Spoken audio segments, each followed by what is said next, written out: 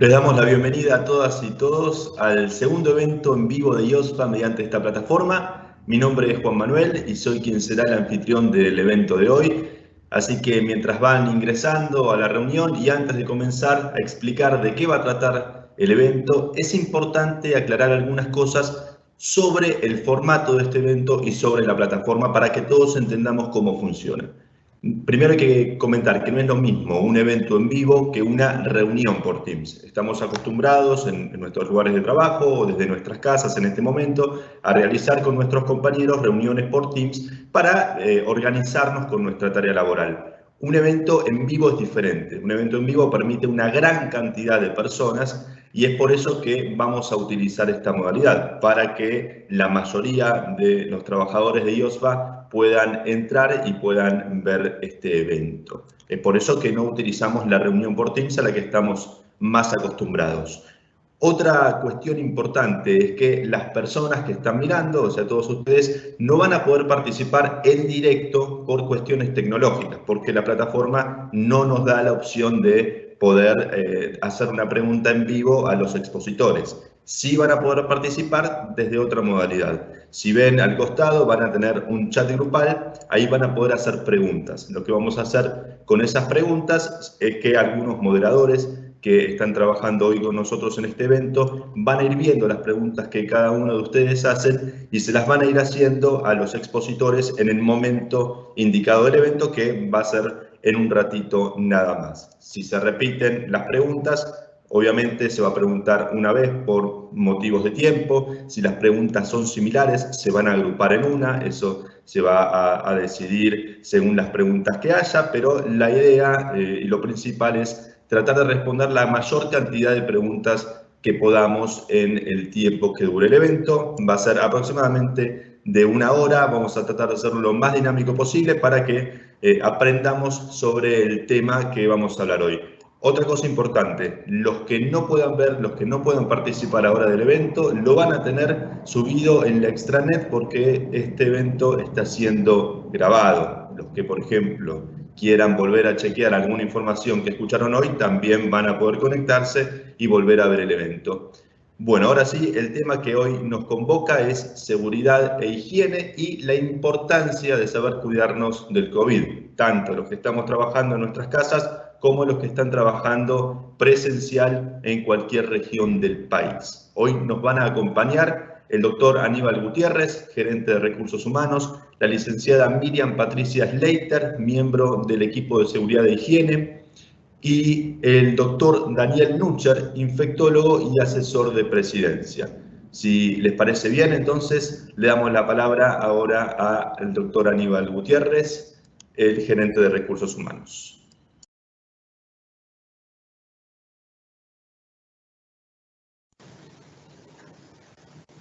Bueno, buenos días a todos y todas. Muchas gracias por estar aquí presentes. Contentos de estar aquí, pudiendo comunicarnos por esta vía distinta que se nos ha impuesto este año a partir de la emergencia sanitaria dictada. Contento de poder cristalizar esto, que es algo que hemos hablado bastante tanto con el equipo de higiene y seguridad de la gerencia como con el equipo de la unidad de comunicación, de la actual unidad de prensa y relaciones institucionales, respecto de la necesidad que teníamos de generar un esquema en el cual pudiéramos transmitir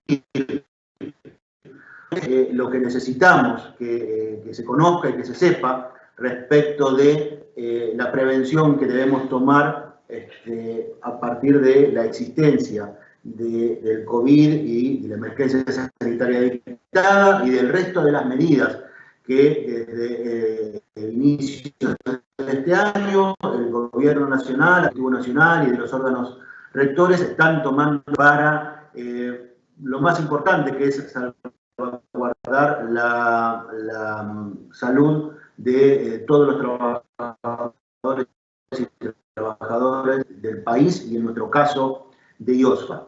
Desde mi lugar, simplemente que desde el primer momento hemos tenido la absoluta prioridad del cuidado de la salud de nuestro personal, de aquel que está en sus casas haciendo teletrabajo y de los pocos que fueron declarados esenciales y que están trabajando todos los días de forma presencial en las farmacias y en los centros médicos.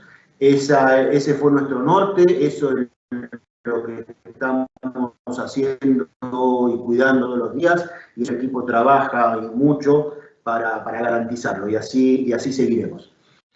Simplemente estas poquitas palabras de mi parte para este inicio, y quedar pendiente de todas las preguntas, dudas que nos quieran hacer llegar después de escuchar la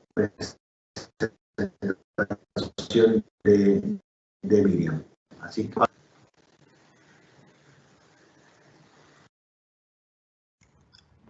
Muy bien, muchas gracias, Aníbal. Bueno, si les parece, ya que están acomodados, ya pasaron 12 minutos de las 11, así que es momento entonces de empezar con la exposición de la licenciada Miriam Patricia Slater, como les comentaba antes, miembro del equipo de seguridad e higiene del trabajo.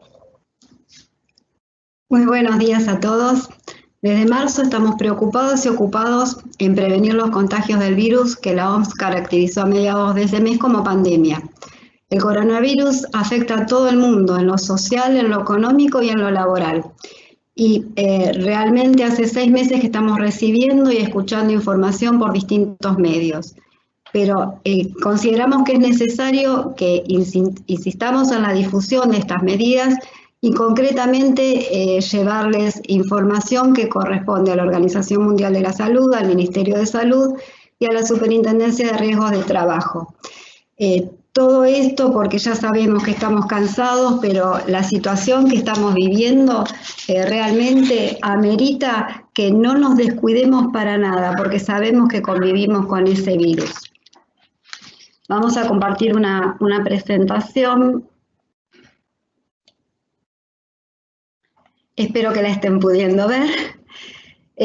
Y les comento que a pesar que el doctor Nucher, por supuesto, desde su profesionalidad y su especialidad médica, tiene más precisiones al respecto, necesitamos situarlos en el lugar y ver cuáles son las características de este virus y por qué tenemos que tener tantas precauciones.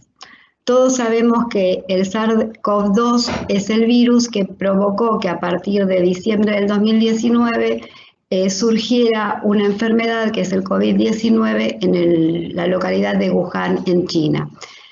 Este virus pertenece a una extensa familia muy grande de virus que afectan a los humanos y también a los animales, y pueden causar infecciones respiratorias que van desde lo más sencillo, que es un resfriado común, a enfermedades severas. Los síntomas son variados y ustedes habrán escuchado que van agregándose frecuentemente. Como les decía, es el doctor Nucher el indicado en explicárnoslo, pero vamos a mencionar que ellos son la fiebre, el dolor de garganta, el dolor abdominal, la tos seca, la pérdida del gusto y la pérdida del olfato. Ahora, la pregunta es, ¿nos afecta a todos por igual? Ya sabemos que no. Según las estadísticas, el 60% de las personas no manifiestan síntomas. Hay otras personas que sí los poseen y de esas personas el 80% suele sentir síntomas leves, el 15% tiene síntomas más severos, un 5% requiere atenciones a unidades de terapia intensiva, y de esas mismas personas, el 3% necesita ser colocada en un respirador artificial. También sabemos, según las estadísticas, que 1 de cada 6 infectados desarrolla una enfermedad grave y tiene dificultades para respirar. El 80% de las personas que lo padecen se recupera sin tratamiento. Los adultos mayores y las personas con enfermedades preexistentes son propensos a desarrollar enfermedades graves. Y lamentablemente, y lo peor, entre el 3 y el 4% de los contagiados han fallecido. Entre las personas de riesgo se encuentran el 80% de las personas mayores de 60 años, los que padecen diabetes, los que son obesos, los que sufren insuficiencia cardíaca, insuficiencia renal, pacientes oncológicos o los que tienen hipertensión pulmonar. Tenemos que tener en cuenta la forma en que se transmite para saber cómo cuidarnos. La mayoría de las transmisiones se realizan por contacto entre persona y persona cuando tosemos, estornudamos, estamos muy cerca y esas gotículas de saliva llegan a otra persona trasladando el virus. Otro de los medios de contagio es el contacto con objetos contaminados. Luego los vamos a ir viendo, pero son todos. Tenemos que tratar de considerar que todo es potencialmente contaminado, que todo puede poseer ese virus. Por eso insistimos en extremar las precauciones. El otro medio de transmisión es el aire contaminado. En cuanto al periodo de incubación, nos dice la Organización Mundial de la Salud que puede transcurrir entre el primer día que se infecta en el virus y el tiempo de recuperación, que son 14 días. Ahí está exactamente en la placa lo que dice la organización, el tiempo que transcurre entre la exposición del virus a la exposición del COVID-19, y el momento en que comienzan los síntomas suele ser entre 5 o 6 días y puede variar entre 1 y 14 días. En cuanto a la vacuna, el medicamento o tratamiento, nosotros vamos escuchando a diario distintas cosas, pero tenemos que, como les decía al principio, tratar de ver lo que es oficial. Y oficialmente todavía no hay vacuna que esté disponible. Sabemos que se están desarrollando, se están probando, pero todavía no está. Y en cuanto a los medicamentos, tampoco está comprobado que exista un medicamento o tratamiento efectivo. Por lo tanto, no nos guiemos con lo que dicen en los medios, en las redes y demás. No hay nada que podamos hacer con respecto a ingerir algo que nos pueda llegar a prevenir del contagio. Por ahora, y repetimos hasta el cansancio, la mejor vacuna es el aislamiento o distanciamiento social. Cuidarnos. Una de las medidas de prevención que se está insistiendo desde el principio es la higiene de manos. Lo más adecuado es con agua y con jabón. Si no contamos con esos recursos, utilizamos el alcohol en gel o la solución de alcohol. ¿Cómo hacemos ese lavado de manos?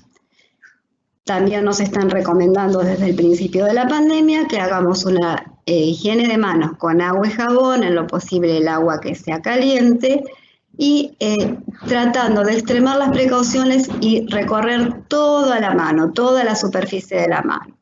Entonces, utilizando el agua, poniendo jabón en la palma de la mano, frotamos ambas manos entre sí, palma con el dorso de la mano contraria y viceversa, frotando los dedos entrelazados, cambiando la posición de las manos, con una mano cubrir el pulgar de la otra mano y frotarlo, y por la otra lo mismo, luego enjuagarla, retirar bien todos los restos de jabón, con la toalla de papel que no secamos, cerrar el grifo o la canilla, y de esa forma nos vamos a asegurar que con una limpieza de 60 segundos aproximadamente vamos a retirar el virus, que sabemos que como es una materia grasa, al frotarse con algo jabonoso, tipo jabón blanco, detergente o una sustancia así, la vamos a poder retirar. El mismo procedimiento, si no tenemos a mano el agua y el jabón, lo vamos a realizar con el alcohol en gel. Siempre tomando el recaudo de cubrir toda la superficie de la mano, no dejar nada librado. ¿Cuándo nos tenemos que lavar las manos? Siempre, luego de tocar las superficies públicas, picaportes, pasamanos, mostradores, absolutamente todo. Cuando manipulamos dinero, las tarjetas de crédito, credenciales, botones del ascensor, interruptores de la luz, absolutamente todo, repito.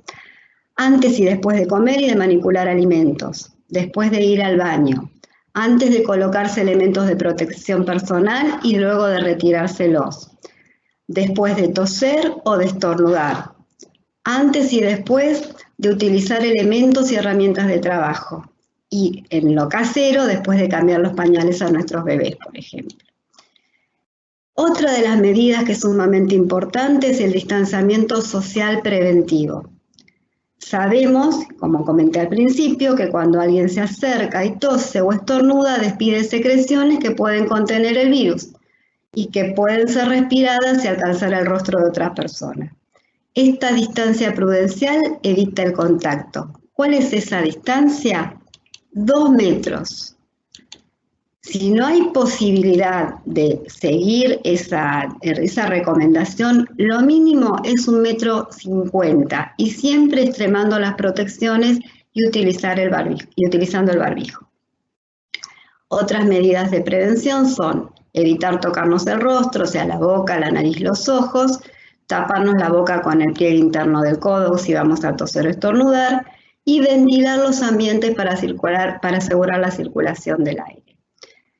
Cuando me refiero a ventilar los ambientes es tratar de promover la circulación, o sea, tener abiertas 2 ventanas que estén en posición opuesta, una puerta y una ventana y demás, pero que circule el aire limpio todas las veces que podamos durante el día.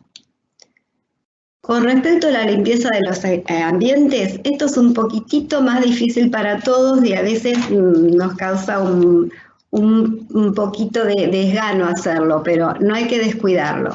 ¿Cómo lo hacemos? Tomando las recomendaciones del Ministerio de Salud. Nos dicen que tenemos que utilizar la técnica de doble balde, doble trapo. ¿Qué es esto? Preparar un balde con agua caliente o tibia y ponerle detergente.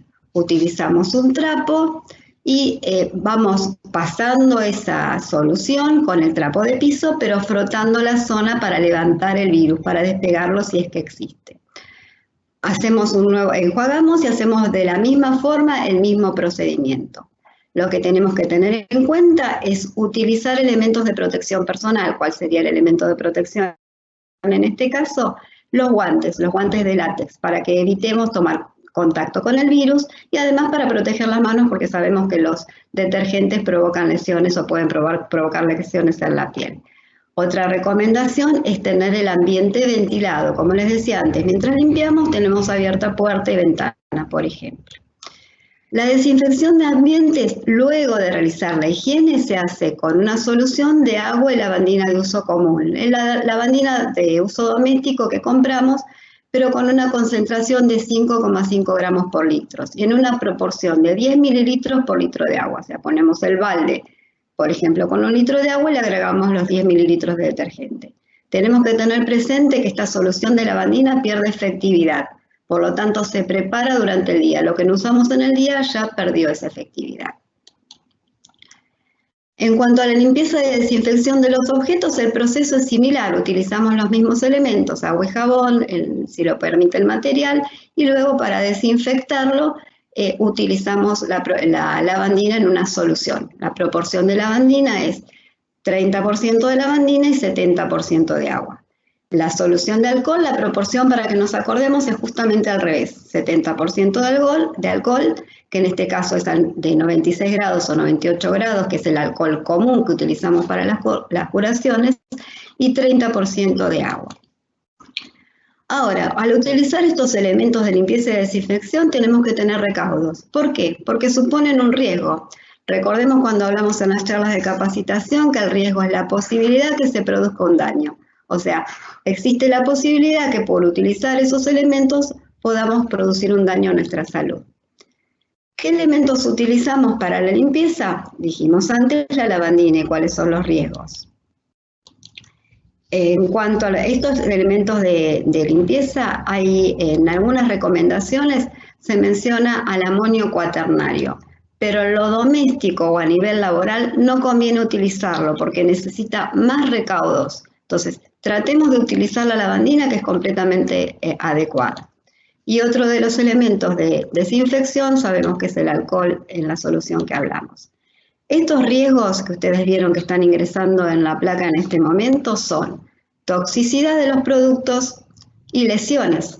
¿Por qué? La lavandina, con el uso indebido o mal empleado, es tóxica y además nos puede ocasionar lesiones en la piel o en los ojos. Y en cuanto al alcohol, sabemos que es explosivo, entonces me van a decir, en casa no acumulan mucho, pero por las dudas tengamos precaución, por ejemplo, de no ponerlo cerca de la cocina cuando tenemos hornallas encendidas. ¿Por qué? Además se puede producir un incendio. Siempre otra de las precauciones que tenemos que tener para este caso y para absolutamente todo también es conservar las etiquetas originales, o si lo trasvasamos a otras envases más pequeños o por ejemplo preparamos la solución de alcohol, tenemos que etiquetarlo. ¿Por qué? Porque nos podemos confundir, nosotros u otras personas. Volvemos a lo que son las precauciones.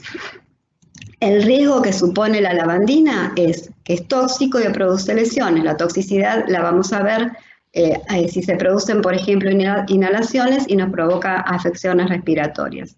Y en cuanto a las lesiones que podemos sufrir, lesiones de la piel, oculares y por ingerirlo.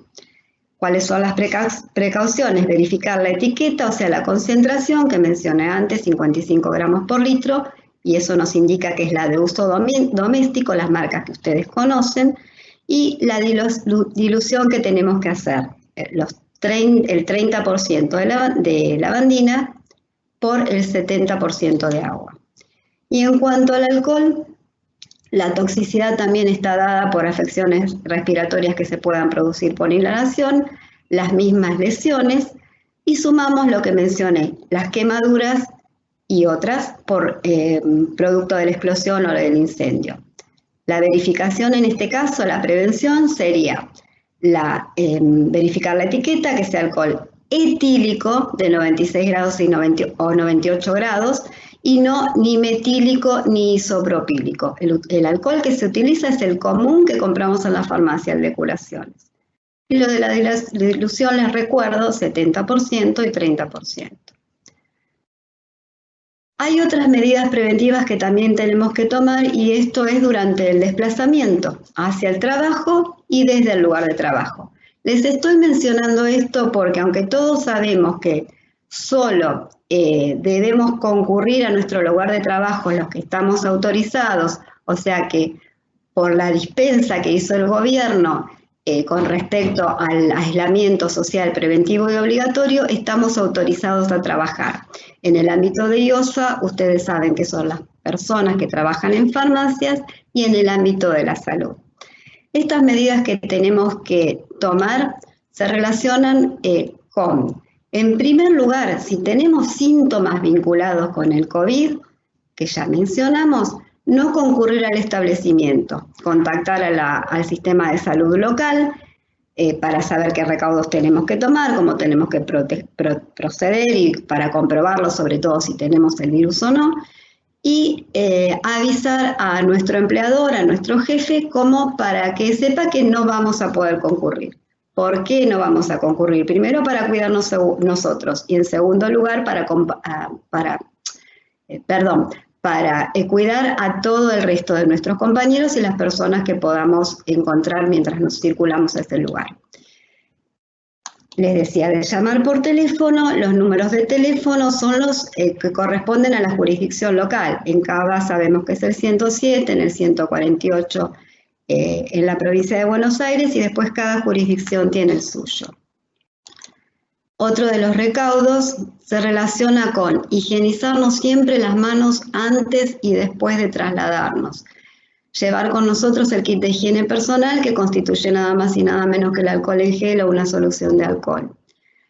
Tenemos que tratar de preferir caminar, usar bicicleta o el auto particular en lugar de los medios de traslado públicos. Siempre recordar que si utilizamos el vehículo en forma compartida, todos los ocupantes tenemos que usar el barbijo, y ese vehículo tiene que estar ventilado e higienizado a diario. Si nos tenemos que trasladar en un transporte público, en un colectivo, tenemos que mantener distancia con los pasajeros y con el chofer. Seguimos con las medidas preventivas. Vuelvo a reiterar, no tenemos que utilizar el transporte público si tenemos algún síntoma. Tenemos que tratar de evitar aglomeraciones, por ejemplo, si estamos en una estación de traslado, tratar de aislarlos del resto de la gente. Al estornudar y toser, cubrirnos la boca con el pliegue interno del codo y utilizar siempre el barbijo o el tapabocas. Cuando regresamos a casa, tratamos de evitar contacto con otras personas, con nuestros familiares y con otros objetos. Ubicar todos los objetos que traemos en un sector para luego higienizarlos. Tenemos que recordar que tiene que ser todos los objetos, incluyendo los lentes y los celulares si los utilizamos. Desinfectar el calzado. En este caso se puede utilizar, colocar un trapo de piso embebido en una sola solución de lavandina al 70% y frotar las suelas en él. Y luego se puede rociar con solución de alcohol la parte de la capellada. Nos retiramos la ropa, la colocamos en una bolsa y luego la ponemos para lavar o la rociamos con una solución de alcohol al 70% y luego la ventilamos. Y a continuación tomamos una ducha y después seguimos nuestra vida habitual. Cuando vamos a acceder al lugar de trabajo, si tenemos vuelvo a repetir, si tenemos síntomas vinculados con el virus, no presentarnos a trabajar. En el lugar de trabajo, en la mayoría de los casos, se va a controlar la temperatura. Debemos higienizarnos las manos, debemos limpiar el calzado y todos los elementos personales con los que ingresemos. Inclusive si, por ejemplo, recibimos una bolsa con alimentos, también tenemos que higienizar eso. Y respetar las medidas de prevención que van a estar localizadas en el lugar de trabajo para que todos las veamos. Me refiero a todos porque no solo personal de IOFA, sino todos los ocupantes que ingresen y permanezcan en el edificio. Esas medidas preventivas en los lugares de trabajo constituyen medidas higiénicas y organizativas. Higiénicas por todo lo que estuvimos hablando de la limpieza y la higiene personal, la higiene respiratoria. Y con respecto a las organizativas, se refieren a disminución de personal, extremar la limpieza y desinfección y usar los elementos de protección personal. Les recuerdo que IOSFA posee un protocolo general de actuación sobre el COVID que se difundió a todos y todos debemos tener conocimiento. ¿Por qué? Porque esto mismo que estamos hablando en este momento, más otras recomendaciones están detalladas y es necesario e imprescindible que las conozcamos y que las apliquemos. Hay un afiche también que se exhibe en los lugares de trabajo que fue difundido, que es de exhibición obligatoria, que corresponde a la resolución 29 de la Superintendencia de Riesgo de Trabajo. Y tiene también recomendaciones y medidas preventivas. Si estamos en el lugar de trabajo, tenemos que respetar lo que mencioné al principio, mantener el distanciamiento social y preventivo de 2 metros mínimos y usar el elemento de protección personal, que en este caso es el barbijo o tapabocas. Fíjense que en la imagen que intentamos compartirles indica lo que se permite, lo que conviene y lo que no conviene. Lo que se permite, los 2 metros de separación, a pesar de que estas personas no están usando los barbijos. Y después lo que no se permite, que estemos juntos. Esas medidas preventivas y el distanciamiento también se deben ocupar e implementar en otros lugares como comedores o salas de reuniones, siempre recordando los 2 metros de distancia. En cuanto a la atención al público cuando esto sea posible, se va a seguir realizando y priorizando la atención remota, o sea, el teletrabajo, brindar la atención que el afiliado merece con todo lo necesario, pero tratando ni de arriesgarlos a ellos ni arriesgarnos nosotros. La restricción se va a dar dando, por ejemplo, en casos imprescindibles, turnos, pero dándoles al mismo tiempo a los afiliados con esa misma intención, protegerlos, diciéndoles que no se presenten si tienen síntomas vinculados, que asistan en el horario en que se indicó, concurrir solos, excepto que tengan alguna necesidad de asistencia, y comentarles que cuando estén en el establecimiento deberán respetar las medidas preventivas. Como les comentaba, en lo posible hay que dar esos turnos y además establecer horarios exclusivos para las personas de riesgo, recordándoles que será en caso imprescindible, que no se pueda gestionar de otra forma que no sea presencial. Ese distanciamiento entre los afiliados también debe preverse para cuando ellos estén esperando para ingresar al establecimiento, por ejemplo, haciendo demarcaciones en la vereda, colocando carteles diciendo que aguarden y respeten la distancia preventiva y que la restricción es para nada más que la asistencia va a ser solamente para la persona que esté autorizada. Como les mencionaba, hay que demarcar el distanciamiento y tratar de que se cumpla para que no tengamos contacto ni entre nosotros empleados ni con los afiliados, y también limitar, por ejemplo, el uso de sillas, separando las sillas o si son tándem, demarcando las sillas que no pueden ser utilizadas para respetar el distanciamiento. Lo mismo en los lugares de atención y en lo posible tratar de tener barreras físicas. Eso es lo que se está viendo también para implementar en los establecimientos. Si no contamos con barreras de protección, tenemos que utilizar ineludiblemente el barbijo y mantener la distancia. En cuanto a los elementos de protección, es importante que tengamos en cuenta tanto con estos que son indicados para el COVID como para los que son específicos de las tareas, que son barreras físicas, pero que esas barreras son el último recurso. La opción inicial es tratar de eliminar el virus, el riesgo, que en este caso es el virus, si no lo podemos eliminar nosotros, y si no, aplicar otras medidas, como son los cuidados, el distanciamiento y demás. También tenemos que recordar que son de uso personal y obligatorio. Y que en todos los casos, antes de utilizarlos, tenemos que higienizar las manos y luego al retirarlos y verificar que estén sanos. ¿Cómo se coloca, por ejemplo, el barbijo? Identificamos la parte frontal, si son de los que tienen tablitas, tener presente que van siempre para abajo y deben abrirse o desplegarse antes de colocarse. Ubicarlos delante de la boca, sosteniendo lo de las tiritas. Hay distintos tipos de barbijos, algunos con tiritas, los más prácticos son con elástico. Los de tiritas se atan primero las tiras superiores y después las inferiores. Lo que hay que tener la precaución es que siempre nos estén protegiendo nariz, boca y mentón. No tienen que quedar espacios en la parte superior, en la parte inferior ni en los laterales. Si son los que tienen ajuste nasal, hay que presionarlo sobre la nariz para asegurarnos. Al retirarlos, procedimiento inverso. Si tiene tiritas, desabrochamos las inferiores y luego las superiores y luego lo retiramos tomándolo de las tiritas. Y si tiene elásticos, también sacamos el elástico de una oreja, luego de la otra y por una tirita lo retiramos. Si es descartable, tenemos que tener la precaución de colocarlo en una bolsita y luego en un cesto de residuos. Y si es reutilizable, también lo colocamos en una bolsita para luego lavarlo con agua caliente y con jabón. Precauciones con los barbijos. Lo reitero, debe cubrir barbilla, boca y nariz completamente, sin posibilidad que el virus pueda colarse por alguna de las aberturas que dejemos. No utilizar el barbijo por debajo de la nariz, no dejar aberturas en los costados, no dejar la barbilla expuesta, no usarlo que cubra solamente la parte de la nariz o una parte de la boca y no bajarlo y dejarlo colgado en el cuello. Otras recomendaciones.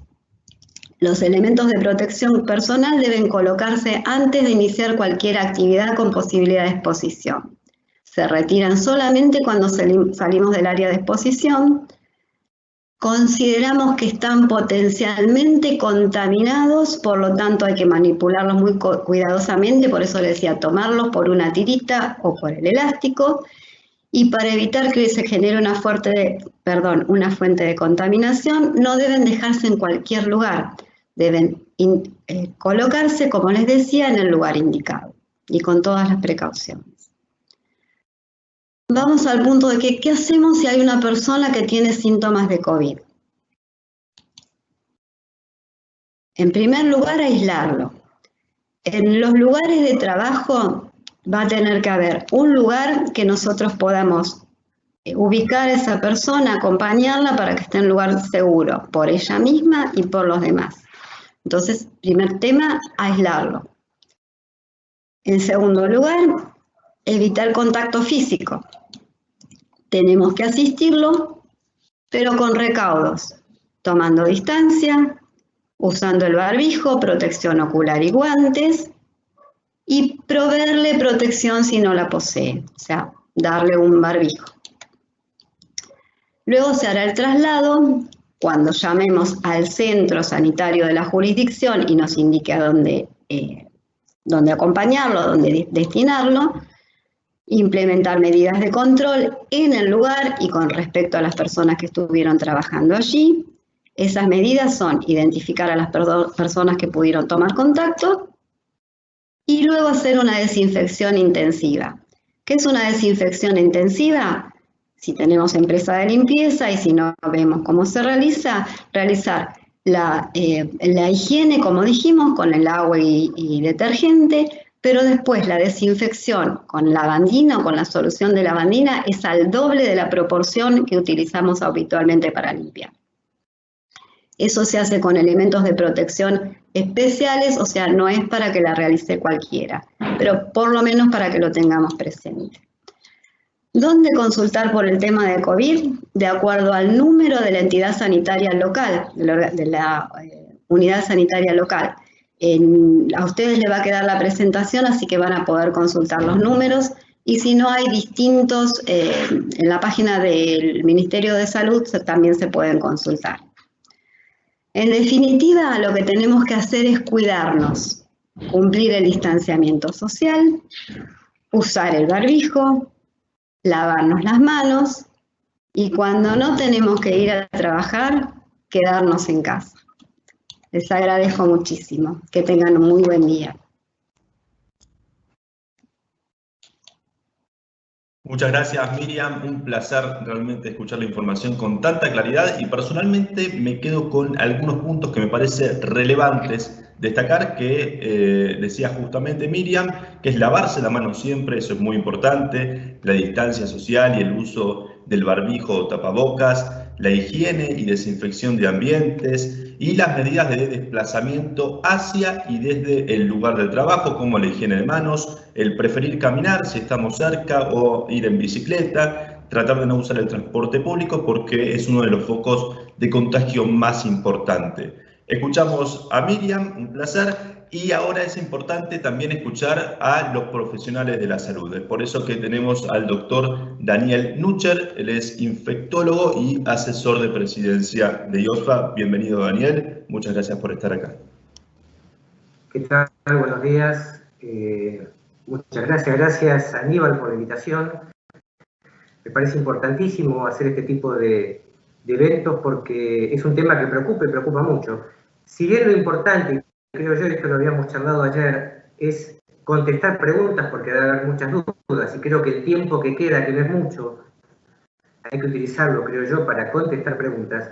Además, Miriam tuvo una excelente exposición, incluso abarcó cuestiones que tienen que ver con el cuadro clínico, cuestiones que tienen que ver con el abordaje del tratamiento y de la prevención. A manera de introducción, nada más, yo quería, más que nada, clarificar respecto de la magnitud que tiene este problema, porque lo que estamos viendo, lo que uno está viendo en los últimos tiempos, justamente es cierto relajamiento, es cierta propensión a no cuidar. Y eso es muy riesgoso, muy peligroso. ¿Por qué? Porque estamos en el peor momento de esta pandemia. Quizás algunos mensajes que se dan, quizás muchas aperturas y de la manera en que se hacen, hace que la gente se le dé a la población ciertas señales. Y a veces esas señales no son del todo buenas. ¿Por qué? Porque esas señales, esos mensajes, implican que a lo mejor la cosa está bien o está mejor, por lo tanto no me tengo que cuidar, y uno ve, porque circulan videos, circulan fotos, de gente que está en los bares, de gente que se acumula, de que no se distancia, de que no tiene barbijo, y eso no es bueno, porque reitero, estamos en el peor momento de esta pandemia. Y respecto de esto, si uno se retrotrae en el tiempo, respecto de magnitudes de pandemias, quizá, y fue mucho peor que esta, por supuesto, la mal llamada gripe española, ahí por el 1918, que tuvo cerca de 50 millones de muertos, 50 millones, tuvo más muertos que la Primera Guerra Mundial.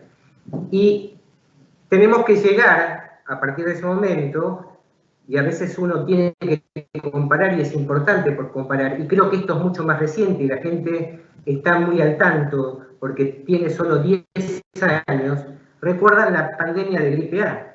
Para tener una idea, la pandemia de gripe A en la Argentina tuvo 12.000, no llegaron a 13.000 casos confirmados. Por supuesto que hubieron más casos, porque hubo también casos asintomáticos, como existe acá, en el caso del COVID-19, o porque no se diagnosticaron, pero hubo 13.000 casos confirmados. Nosotros llevamos ya, desde el comienzo de la pandemia, más de 500.000 casos confirmados de COVID-19 en el país. Por otro lado, la pandemia de gripe A tuvo 660 muertos, eso lo recuerdo perfectamente. Yo era el director de medicina preventiva de Lanús en ese momento y por lo tanto estuvimos permanentemente en contacto con esa pandemia. 660 muertos tuvo la pandemia de gripe A. Nosotros llevamos casi 12.000 muertos por COVID-19. Por lo tanto, esto no es una gripecita, como dijo algún presidente que no quiero nombrar de un país vecino, e incluso como dijeron algunos otros presidentes, incluso de países denominados del primer mundo. Esto no es una gripecita. Esto es más complicado, mucho más complicado.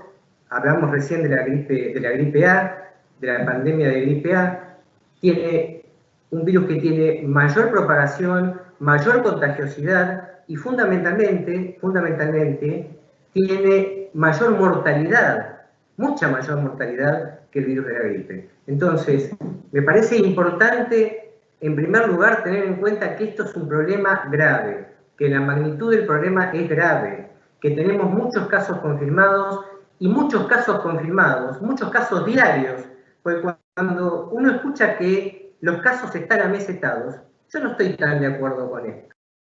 Por ejemplo, en Cava uno siempre escucha decir que los casos están amesetados. Y si uno acepta que los casos están amesetados, uno tiene que decir que esa meseta es muy importante porque es de muchos casos. No es que estamos amesetados en 500 casos por día, 600 casos por día. Estamos amesetados o está amesetada Cava en 1.200, 1.300 casos por día. La provincia de Buenos Aires está en 6.000 casos por día en ese amesetamiento. Por lo tanto, es un amesetamiento con una importante cantidad de casos. Más casos implica mayor riesgo de la población en cuanto a que más casos implica, como dijo Miriam, el porcentaje de personas que requieren de terapia intensiva. Cuanto más casos tengamos, más casos irán a terapia intensiva. Ese 3% no es lo mismo un 3% de 1.000 casos que un 3% de 11.000, 12.000 casos como estamos teniendo. Por lo tanto, mayor casos irán a terapia intensiva. El gran problema y que estamos viviendo en muchas provincias, lamentablemente del interior, es el colapso sanitario, es decir, que no haya camas de terapia intensiva, que el porcentaje de ocupación sea muy grande, y cuando el porcentaje de ocupación es muy grande, eso implica mayor cantidad de muertes. Cuando colapsa el sistema sanitario, y lo vimos en países determinados del primer mundo, en el norte de Italia colapsó el sistema sanitario y tuvieron la cantidad de muertes que tuvieron. En España, en muchas ciudades colapsó el sistema sanitario y tuvieron la cantidad de muertes que tuvieron. Lo mismo ocurrió en Gran Bretaña. Por lo tanto, no pasó con nosotros, eso es importante, el aislamiento, o mejor dicho, la cuarentena precoz iniciada el 21 de marzo fue importantísima, porque si no hubiéramos tenido mucha mayor cantidad de casos y de muertos, muchísima más cantidad. Por lo tanto, eso implicó también tener el tiempo, que era muy importante, de fortalecer el sistema sanitario. Se agregaron 4.500 camas más de terapia intensiva. En la provincia de Buenos Aires se duplicaron las camas de terapia intensiva, se duplicaron las que ya había, las públicas, y eso, si no hubiera ocurrido eso, si no se agregaban 4.500 camas de terapia intensiva en el país, incluso AMBA ya hubiera colapsado. Entonces, esa primer cuarentena sirvió ¿para qué? Sirvió para que haya la menor cantidad de casos posibles y de muertos posibles del comienzo, y para fortalecer el sistema sanitario de manera de poder dar respuesta a una cantidad de casos que es importante. Entonces, el tema es, y hay un conocido, muy conocido infectólogo que aparece en los medios, que es muy reconocido, y que dice, ¿hasta cuántos muertos estamos dispuestos a aceptar? Esa es la gran pregunta. ¿Cuántos muertos estamos dispuestos a aceptar? Estamos cerca de 12.000. Y sin embargo, es uno de los países comparativamente, porque siempre se comparan en muertes por cantidad de habitantes, muertes por millón de habitantes. Argentina son los países, comparados con la mayor parte de los países de Latinoamérica, de América, de Estados Unidos, e incluso de la mayor parte de los países europeos, es uno de los países con menor tasa de mortalidad. Pero sabemos que tenemos cerca de 12.000 muertos. El tema es, ¿hasta cuántos más vamos a aceptar? Por eso la importancia del distanciamiento, la importancia del aislamiento, la importancia de cumplir con las pautas de prevención que muy bien nombró Miriam. Estamos en una etapa de ASPO, es decir, de aislamiento social preventivo obligatorio. No estamos en la etapa de distanciamiento social, preventivo y obligatorio. Eso es una etapa que tendría que venir cuando tengamos muchos menos casos, no cuando tengamos 11.000 casos por día, cuando tengamos 1.000 casos por día. Entonces, lo importante, por favor, es cumplir con las pautas de prevención. El uso de barbijo, que es obligatorio, y el distanciamiento a 1,5 metros como mínimo, mejor a 2 metros de distancia, es o son las pautas más importantes para evitar un contagio. Por lo tanto, reitero, quería simplemente poner énfasis en la magnitud de este problema, en darle la importancia que hay que darle, y ahora las preguntas.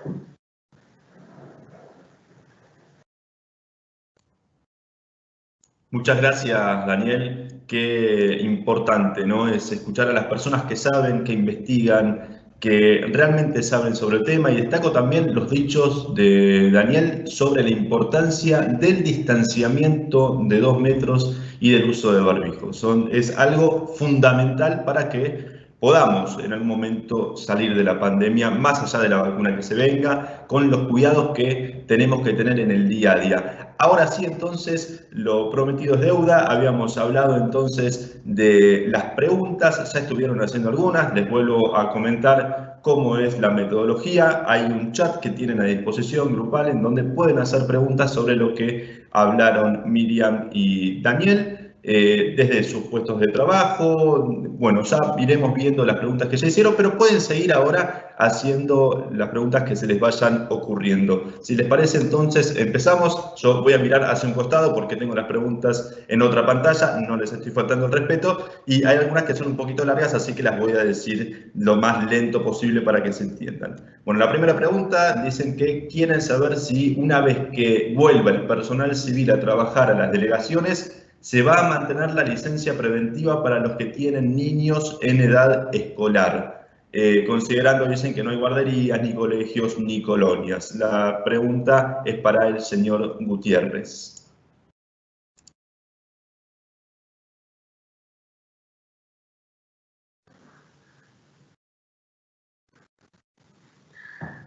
Sí, bueno, creo que ahí estoy.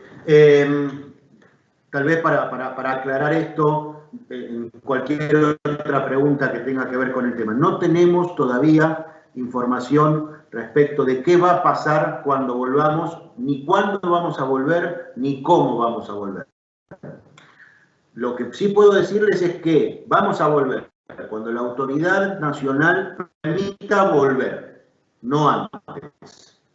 Y vamos a volver en las condiciones que la autoridad nacional competente diga que tenemos que volver. Vamos a hacer exactamente lo mismo que estamos haciendo ahora, cumpliendo con la normativa vigente.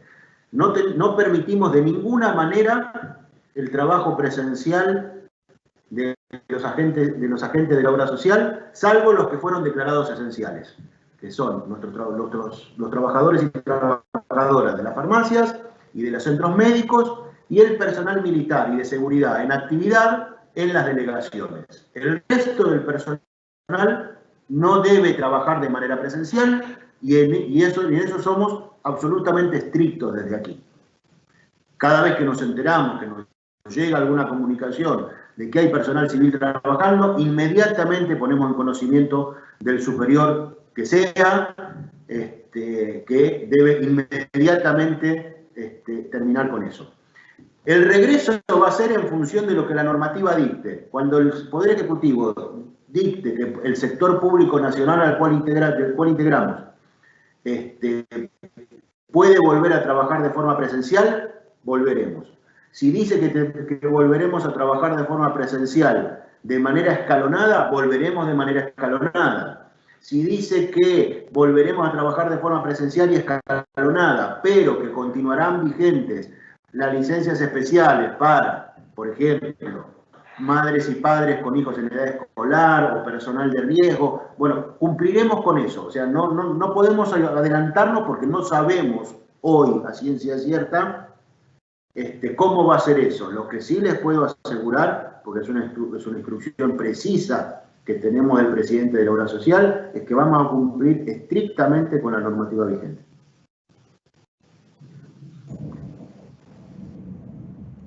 Muy bien, Aníbal, muchas gracias. Ya que estás hablando del tema, hay otra de las preguntas que se refiere a eso que creo que no tocaste puntualmente, que es qué va a pasar con las oficinas que quizás no tienen ventanas, no tienen una ventilación adecuada, si se va a reestructurar, cómo se va a realizar eso. Sí, estamos haciendo ya, tratando de prepararnos para eso y cómo lo vamos a hacer, ¿sí? Desde el primer momento, desde que empezó la pandemia, estamos en contacto con todas nuestras oficinas y delegaciones y sedes en todo el país. Como les dijo la licenciada Slater, se elaboró un protocolo que se envió a todas las delegaciones, farmacias, centros médicos, hoteles y demás. Le pedimos a todas las oficinas en el país también que designen un empleado, agente civil, como nexo de seguridad e higiene, y entonces ese compañero o compañera que está trabajando en las distintas oficinas está como nexo con higiene y seguridad, y de alguna manera es nuestros ojos en ese lugar, y esa es la idea, es el contacto más fluido, más directo, y vamos a tener que programar una vuelta casi oficina por oficina. No nos va a quedar otra que hacerlo. No podemos plantearnos de manera irresponsable modificaciones edilicias y ese tipo de cosas, porque seguramente en muchos de los lugares no va a ser posible, pero tendremos que extremar las medidas con elementos de protección personal, con distanciamiento, con uso de barbijo, con uso de máscara, con poca gente en los ambientes, en los distintos ambientes, para poder extremar las medidas de seguridad, pero tendremos que verlos, tendremos que ir viéndolos en cada momento. Bien, otra de las preguntas que nos hacen dicen, si en el establecimiento cumplimos con el protocolo preventivo en forma completa, mascarilla, tapaboca, guantes, acrílico, alcohol en gel al 70%, ¿por qué hay que cerrar si se produce un caso desde el lugar donde habita cada uno de nosotros por el solo hecho de haber compartido el lugar de trabajo? Dicen que las farmacias convenidas no tienen el mismo procedimiento, aíslan al positivo y su familia, pero siguen atendiendo al público. Esta es una pregunta para Miriam. No solo para mí, perdón, sino también va desde lo institucional. Lo que tenemos que asegurar es realizar la trazabilidad, o sea, ver la persona que esté contagiada y los posibles contactos que haya tenido para que el resto no se contagie. O sea, no es una imposición de IOSFA nada más, así lo dice la normativa. Toda persona contagiada que tuvo contacto estrecho con otra persona en sí, esas personas deben ser aisladas para no producir más contagios. Creo que quizás sea más conveniente que el doctor Nucher lo aclare desde el tema del contagio en sí.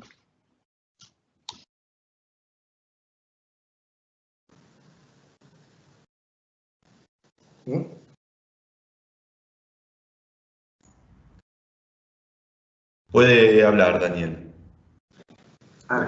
Gracias. A ver, a lo mejor yo no entendí bien la pregunta, pero cuando hay un contacto estrecho básicamente se define como contacto estrecho una persona que está durante como mínimo 15 minutos a menos de 2 metros de distancia de un caso confirmado.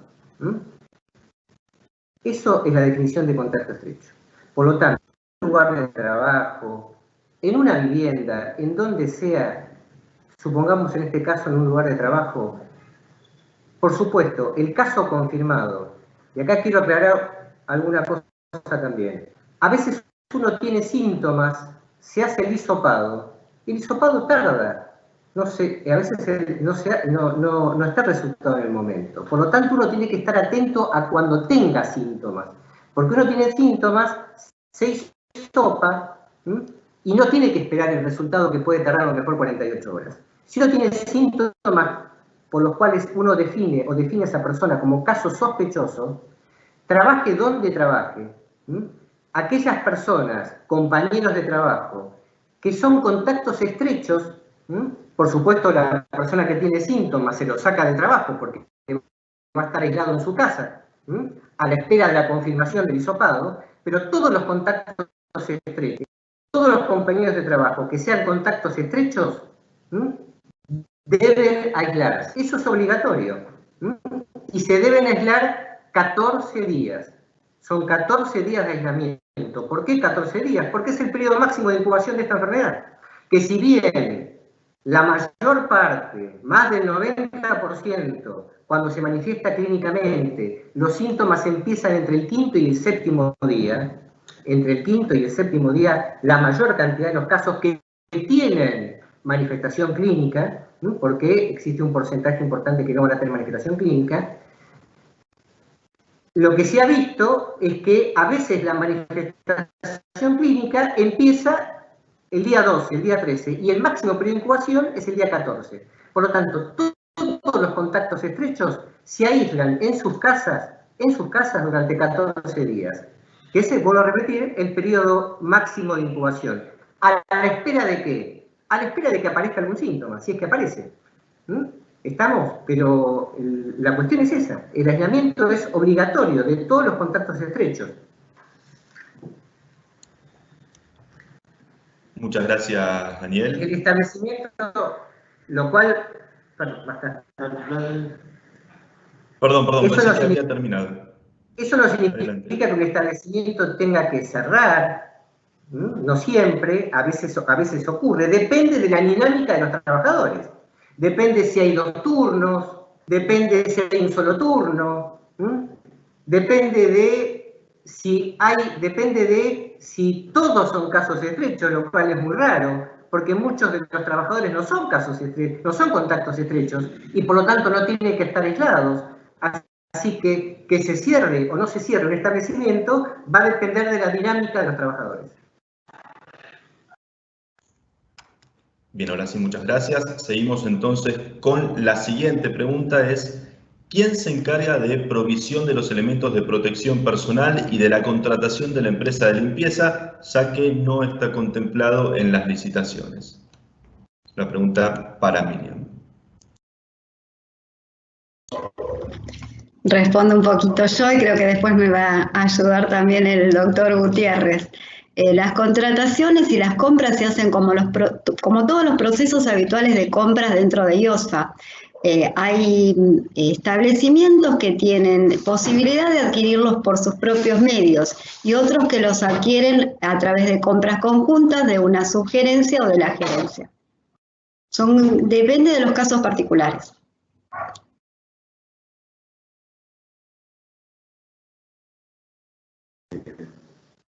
Perdón, y sigo con la respuesta.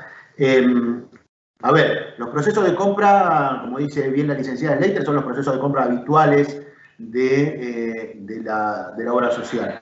Nosotros, en el marco del trabajo que venimos haciendo con con la gerencia de administración y que hemos hecho con la gerencia de delegaciones, hemos estado reunidos junto con la licenciada Leiter, con el coronel Escudero y con el capitán Pietronave, viendo ese tema, y con el mayor Blanco, que es el subgerente de compras. Están definiendo ellos cuál va a ser el mejor proceso. En algunos casos el proceso de compra es local, en otros casos el proceso de compra es centralizado y se distribuye.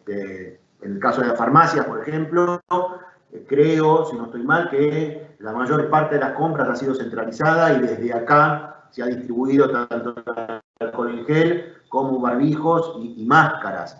Y lo que tiene que ver con lavandina o la solución de alcohol al 70%, eso lo provee la empresa de limpieza contratada porque está dentro del trabajo que ellos hacen de la limpieza diaria. Y la contratación del servicio de limpieza en general siempre es un proceso competitivo, ya sea un concurso privado o una licitación pública, depende del volumen, digamos, del tamaño de lo que tiene que ser la compra, pero bueno, eso es lo que está marcado en el régimen de compras y en la normativa nacional sobre el tema.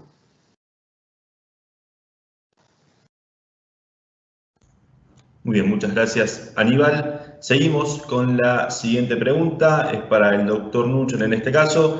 Dicen, si una persona que tuvo COVID, ¿puede volver a contagiarse? Bueno, previamente aclarar algo respecto de la pregunta anterior o agregar algo. No nos olvidemos que cuando uno habla de contacto estrecho, y ya definimos lo que era contacto estrecho, no nos olvidemos que el caso confirmado, el que tiene síntomas, no contagia solamente desde el día que comienza con síntomas, contagia desde 48 horas antes de tener síntomas, lo cual es muy importante. Por otro lado, con respecto a las farmacias, lo que nosotros tomamos, porque a veces es muy difícil ese límite de los 15 minutos, el tema de los 2 metros, es licenciar a todo ese turno que estuvo en contacto en donde hubo un caso confirmado de COVID, ¿está? Porque si no, tenemos que empezar a discernir o a definir quiénes estuvieron a menos de 2 metros de distancia, sin barbijo, etcétera, etcétera. Es muy difícil. Acá se licenció a todos los compañeros, a todo ese turno, porque nos parecía que era una manera de proteger mucho mejor a los trabajadores. Y reitero, esta cuestión del contacto estrecho y esta cuestión de la transmisión. La gente cuando tiene síntomas transmite siempre desde 2 días, 48 horas antes de tener síntomas. Por lo tanto, el riesgo de transmisión ocurre antes de tener fiebre o tos o dificultad respiratoria o pérdida de gusto, olfato, etcétera, etcétera. La pregunta respecto a ¿se puede volver a contagiar? Se describieron en todo el mundo los millones de casos que hubieron de COVID en el mundo en estos 9 meses de pandemia.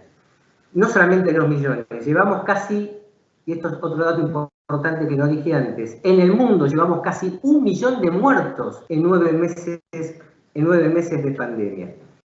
De todos los casos que hubieron de COVID, millones de casos de COVID en el mundo, hay descrito un caso, creo que 2 a lo sumo, de reinfección o supuesta reinfección por el COVID. Pero, por lo tanto, sería ínfimo teniendo en cuenta los millones de casos confirmados que hubieron. Por otro lado, cuando uno hace el diagnóstico, y esto creo que es importante aclarar, a través del hisopado, la única manera de hacer un diagnóstico de caso confirmado es la PCR. Los demás test tienen otras finalidades, otros objetivos. Por ejemplo, los test de anticuerpos, que tienen objetivos epidemiológicos. Un caso confirmado se detecta o se diagnostica, se confirma con PCR. Más allá que hay normativas nuevas del Ministerio en donde hay casos, para confirmar un caso, dependiendo del caso, si quieren después lo charlamos un poquito, no hace falta hacer la PCR. Entonces no se hace ningún estudio. Se confirma por lo que se denomina nexo epidemiológico. Entonces, volviendo al tema anterior, hay descrito uno o dos casos, pero por otro lado, también hay descrito casos en donde la PCR, después de un tiempo en algunas personas, tardó mucho tiempo en negativizarse. Así que me parece que eso puede también ser un factor por el cual uno dice, bueno, volví a, es decir, no negativicé la PCR, y uno pensar que, bueno, tuvo nuevamente una infección por este virus, pero de cualquier manera, después de millones y millones o con millones de casos que tenemos, hablar de una persona realmente estadísticamente es absolutamente nada significativo. Por lo tanto, tenemos que tener en cuenta por ahora que la infección o los que han tenido esta enfermedad hayan tenido síntomas o no, por ahora lo que podemos decir es que no existe la reinfección. Daniel, con respecto a lo que estás comentando, hay una pregunta que estaría bueno que la contestemos ahora, que una persona dice que tiene una afiliada que tuvo COVID, que se realizó el análisis a los 20 días y le volvió a dar positivo, y pregunta, ¿cuánto tiempo debe transcurrir para repetir el PCR? En primer lugar, esta cuestión de repetir la PCR cuando uno tiene un cuadro clínico o está enfermo, esto fue en los primeros meses de pandemia. El alta no se da más con una PCR. Esto hay que tenerlo claro también. Porque además algunos pueden preguntar, pero a mí no me hicieron la PCR para el alta. Es decir, se hizo algo que está mal. O a mí no me hicieron la PCR para diagnosticarme COVID. Bueno, como dije antes, no se hace más la PCR para el alta, no se hace más la PCR para el alta. En segundo lugar, hay casos, cuadros clínicos en donde tampoco se hace la PCR para confirmar el caso. Por ejemplo, los contactos estrechos, y fundamentalmente los convivientes, pero los contactos estrechos en general, si tienen cuadro clínico compatible que define un caso sospechoso, tampoco se hace PCR para el diagnóstico. Y es lógico.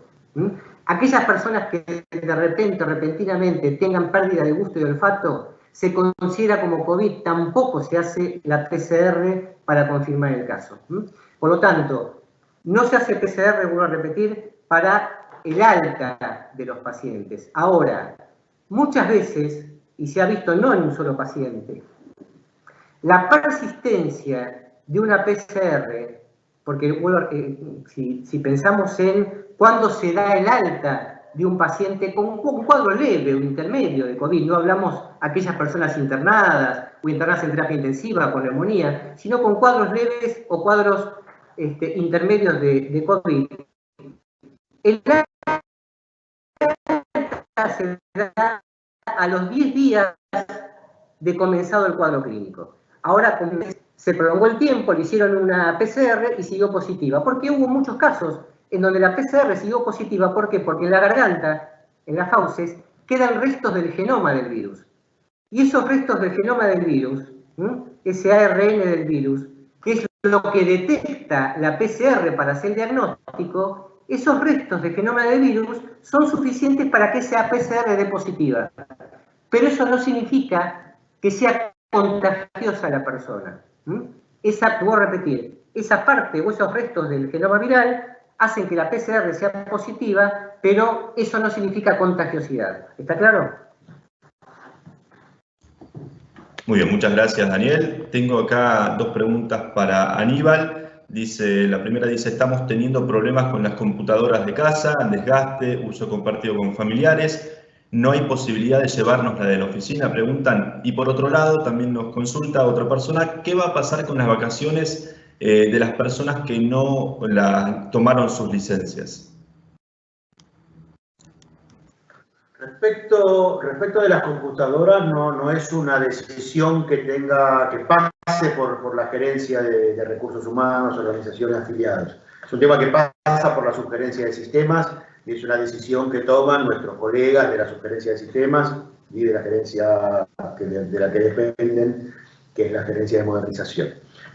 No tengo respuesta a dar de recursos humanos respecto de eso, más allá de cualquier opinión personal que pueda tener. Y la otra, respecto de la licencia, en materia de licencias está vigente el decreto 3413 y así lo estamos aplicando y así lo hemos comunicado nosotros formal y oficialmente desde la gerencia a todas las jefaturas. ¿Esto qué significa? Que cualquier empleado que esté en condiciones y quiera tomar vacaciones en este momento, licencia anual ordinaria, ya sea porque está trabajando de forma presencial o porque está trabajando, haciendo teletrabajo, puede hacerlo. Solicita la licencia y si su jefe la autoriza, se toma la licencia. Si está trabajando de forma presencial, dejará de ir, y si está trabajando de manera remota, simplemente apaga el teléfono, no contesta más WhatsApp, ni mails, ni nada. Y si no quiere tomar licencia, está vigente el decreto, insisto. Entonces, siempre el superior, por razones de servicio, puede denegar la licencia, una licencia, y eso significa que los días son transferidos al periodo siguiente, en este caso al año próximo. Pero eso tiene que ser solicitado por el trabajador y tiene que ser autorizado por el jefe. La Gerencia de Recursos Humanos en esos casos lo que hace es simplemente ser el registro de las licencias que se toman o no se toman los trabajadores. Muy bien, muchas gracias. Seguimos con las preguntas. Dicen acá, ¿cómo nos cuidamos psicológicamente? ¿Qué podemos hacer? El cuidado físico lo tenemos claro y tenemos herramientas para hacerlo. Falta el cuidado de la salud mental de trabajador presencial. Una pregunta para el doctor Nucha.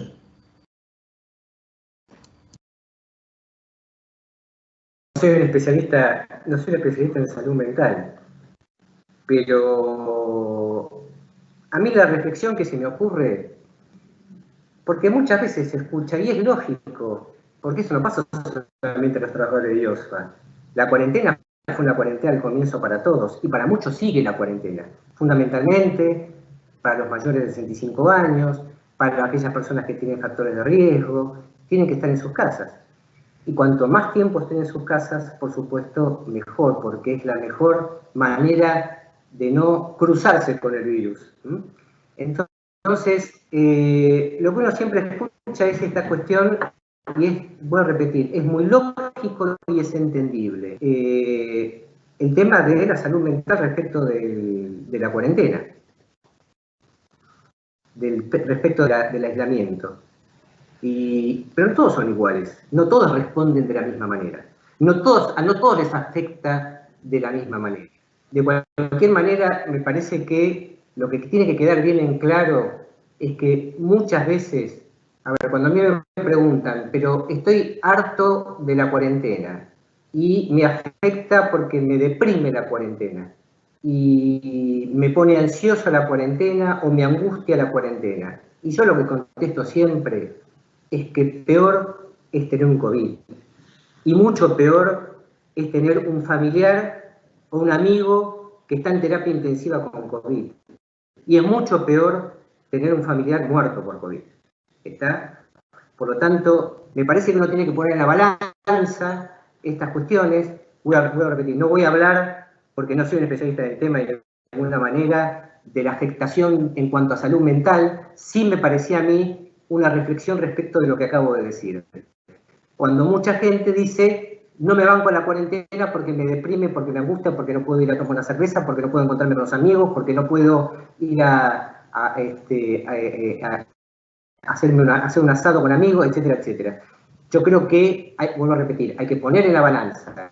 Peor, esto no es una gripe, como dije antes, común y corriente, llevamos 12.000 muertos, es una enfermedad muy contagiosa, de mucho riesgo, y por lo tanto lo que tenemos que pensar es en eso, que es preferible estar guardado en casa, y si no estamos guardados en casa porque tenemos la obligación de trabajar o porque queremos tener alguna distracción, por ejemplo, lo importante son dos cosas, como dije antes: barbijo y el distanciamiento 2 metros, como dos elementos fundamentales para evitar el contagio.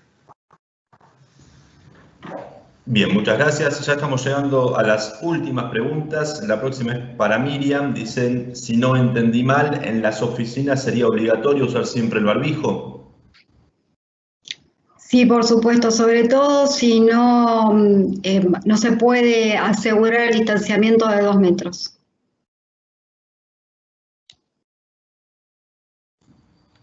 Muy bien, nos preguntan también para Aníbal, ¿qué se sabe de la temporada de verano? Los trabajadores de turismo no hemos recibido ninguna información al respecto. No tenemos información sobre eso, lamentablemente. Esperemos que haya temporada de verano, porque eso va a significar que las cosas estarán un poquito mejor, nuestros hoteles podrán abrir, y nuestros trabajadores y trabajadoras, con los cuidados del caso, podrán ir a trabajar. Pero la verdad no tenemos información. Cuando haya alguna información al respecto, la daremos y haremos, como lo vengo diciendo siempre, cumpliremos con la normativa vigente, que es la que cumplimos en todo momento. Bien, y creo que ya estamos en la última pregunta. Me dirán los moderadores si me salteo alguna. Dicen, es también para el señor Aníbal, dicen, en el caso de un empleado civil necesite disponer de documentación que se encuentre en la delegación para efectuar el trabajo home office, ¿cómo debe proceder para hacerse de ella, teniendo en cuenta además que se firmó una declaración jurada del lugar de trabajo? Tomando todos los recaudos del caso, si un empleado necesita ir a la delegación a buscar papeles, lo puede hacer. Simplemente entrar, ir cuidando la distancia, con barbijo, usando alcohol en gel y demás, va, agarra la documentación y se retira de manera inmediata, no se queda en la oficina. Y eso siempre que sea absolutamente imprescindible. Siempre debe haber alguna manera de evitar eso. Nosotros lo evitamos en la gerencia de recursos humanos. El personal de la gerencia no viene a trabajar acá ni a buscar papeles. Cuando necesitan papeles, yo personalmente o la subgerenta los buscamos, los escaneamos y se los mandamos por mail. Lo hacemos nosotros. Tratamos de evitar que circule gente, que haya gente presente en las oficinas, todo lo posible. Es una realidad a la que tenemos que acostumbrarnos, distinta de la que siempre conocimos, pero es así. Entonces, insisto, la normativa es muy clara. Después de la normativa lo que impera es el sentido común en los casos de muy absoluta necesidad y cuando no queda otra posibilidad que la persona tenga que ir a la delegación a buscar un papel.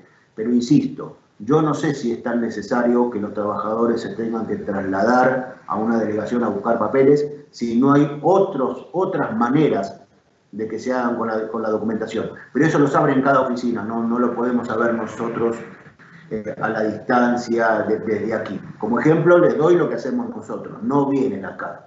Prefiero que me digan dónde está el papel que sea o la documentación que llega por correo, por ejemplo, y lo que hacemos es escanearla y mandarla por mail. Muy bien. Bueno, y creo que ahora sí tenemos la última pregunta. Si alguien quiere hacer alguna pregunta más, tiene estos minutitos que quedan para hacerlo. Y es para Miriam. Preguntan, si se asegura la distancia de 2 metros en las oficinas, ¿sigue siendo necesario el barbijo?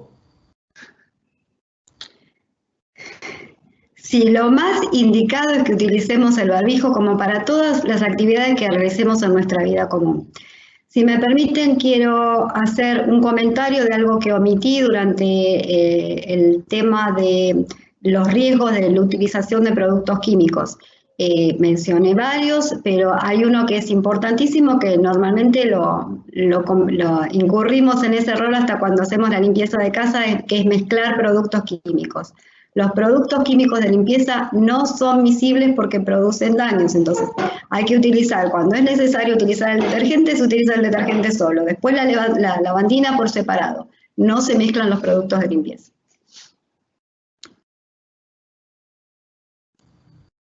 Bueno, muy bien, eso por ahora son todas las preguntas que nos hicieron. Hemos intentado responder la mayoría de preguntas que fueron dejando en el grupo.